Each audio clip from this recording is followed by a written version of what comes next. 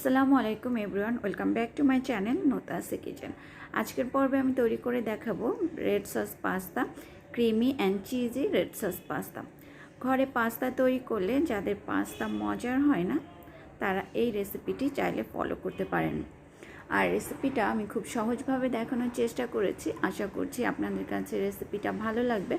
আর যদি রেসিপিটা ভালো লেগে থাকে তাহলে অবশ্যই করে আমার চ্যানেলটাকে সাবস্ক্রাইব করে রাখবেন এবং পাশের বেল বাটনে প্রেস করে রাখবেন। আর এই মজার রেড সস পাস্তাটা তৈরি করার জন্য আমি এখানে 250 গ্রাম বা 1 প্যাকেটের মতো পেনি পাস্তা নিয়ে নিয়েছি।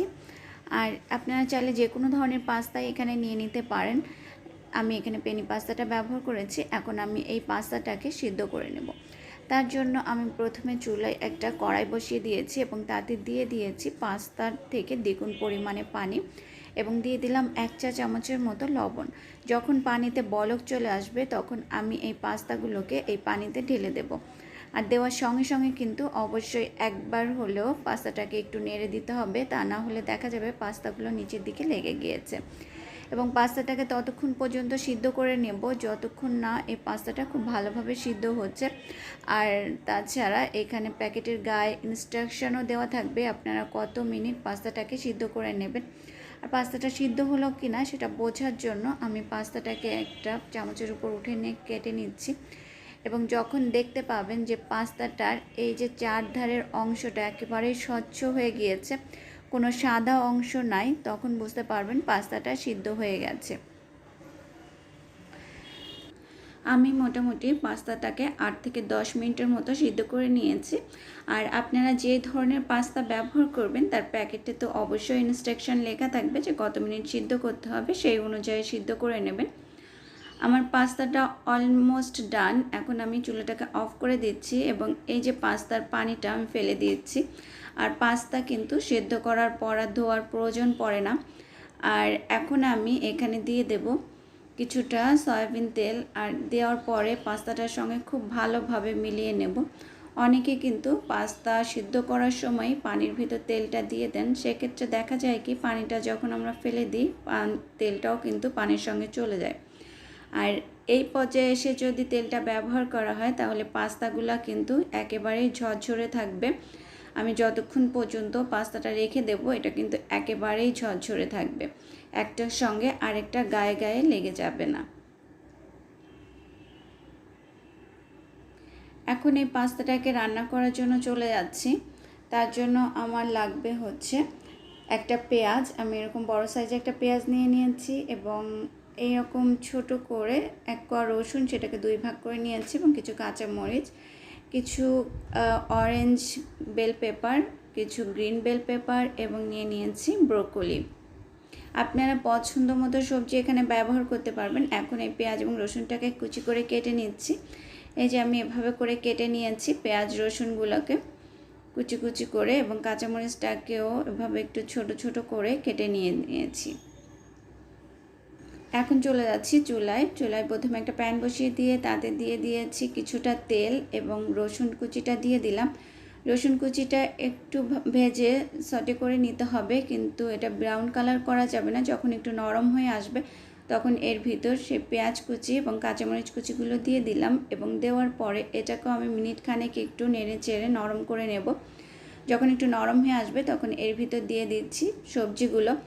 আমি এখানে ক্যাপসিকাম 2 রকম এবং ব্রোকলি ব্যবহার করেছি। আপনারা চাইলে কিন্তু এখানে গাজরটাও ব্যবহার করতে পারেন, বিনস ব্যবহার করতে পারেন, যে কোনো সবজি কিন্তু এখানে ব্যবহার করা যাবে। সবজিগুলো আমি 2-1 মিনিট এভাবে সতে করে নেব। যখন একটু নরম হয়ে আসবে তখন এর ভিতর আমি দিয়ে দেব সিদ্ধ করে রাখা পাস্তাগুলো। আর পাস্তাগুলো দেখতে পাচ্ছেন এখনও কিন্তু ঝরঝরে আছে, একটার সঙ্গে কিন্তু আরেকটা গায়ে গায়ে লেগে যায়নি। এভাবে যদি পরে তেল ব্যবহার করা হয় তাহলে কিন্তু পাস্তাগুলো এরকমই একেবারে ঝরঝরে থাকবে, একটার সঙ্গে আরেকটা লেগে যাবে না। আর এই সব কিছু দেওয়ার পরে কিন্তু আবার ভালোভাবে একটু মিশিয়ে নিয়েছি। নেওয়ার পরে আমি এর ভিতর দিয়ে দিচ্ছি 3 টেবিল চামচ টমেটো সস। আর এটা আমি কেনা সস ব্যবহার করছি। আমি কিন্তু প্রথমেই বলেছিলাম খুব সহজভাবে আজকের পাস্তাটা আপনাদেরকে আমি তৈরি করে দেখাবো।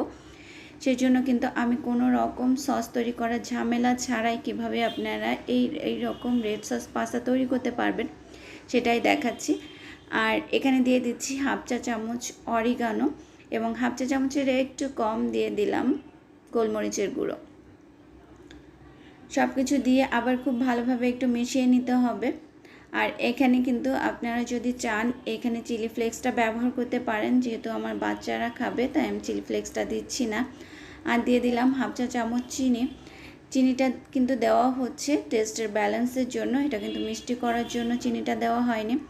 চিনিটা দিয়ে আবার খুব ভালোভাবে মিশিয়ে নিয়েছি। কিছুক্ষণ নেড়ে চেড়ে নেওয়ার পরে এর ভিতর দিয়ে দিচ্ছি আমি গ্রেট করে রাখা মোজারেলা চিজ।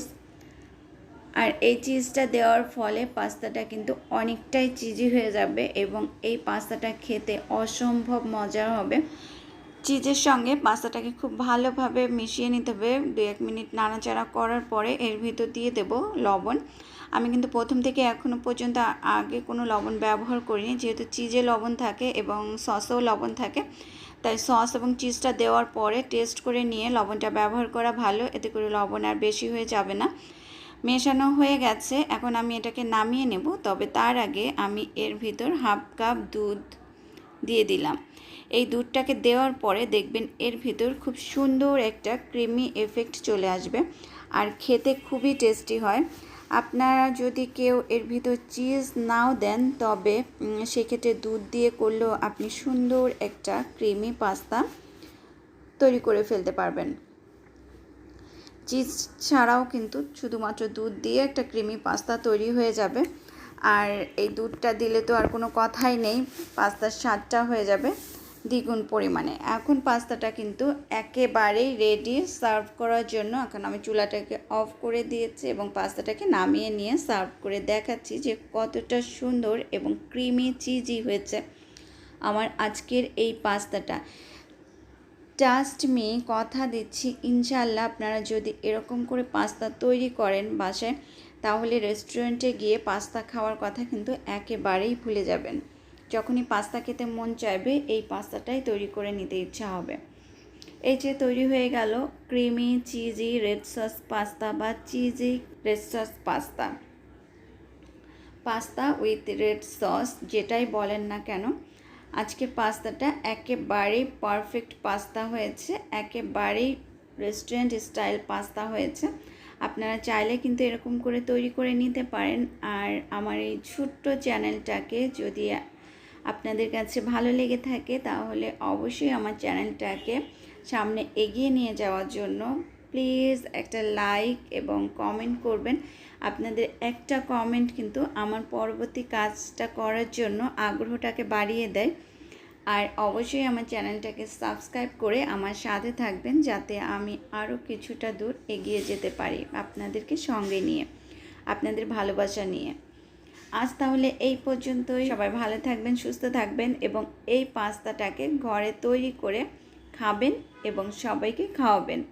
আশা করছি সবাই অনেক অনেক বেশি প্রশংসা করবে। আজ এই পর্যন্তই। আল্লাহ হাফেজ।